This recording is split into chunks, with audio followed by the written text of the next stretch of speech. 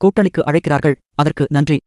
ஆனால் வெற்றி, தோல்விகளைத் தாண்டி தனித்துதான் போட்டி என நாம் தமிழர் கட்சியின் தலைமை ஒருங்கிணைப்பாளர் சீமான் தெரிவித்துள்ளார். செய்தியாளர்களை சந்தித்த சீமான், ஒரு கட்சி தங்களது கூட்டணிக்கு வர வேண்டுமென்று எதிர்பார்த்து அழைப்பது இயல்புதான்.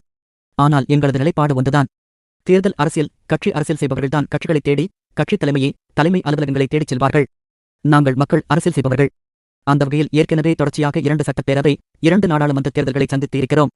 வெற்றி, தோல்விகளைத் தாண்டி 5வது முறையும் ஒரு கட்சி தனித்து போட்டியிடுகிறது என்றால் அது நாம் தமிழர் கட்சிதான்.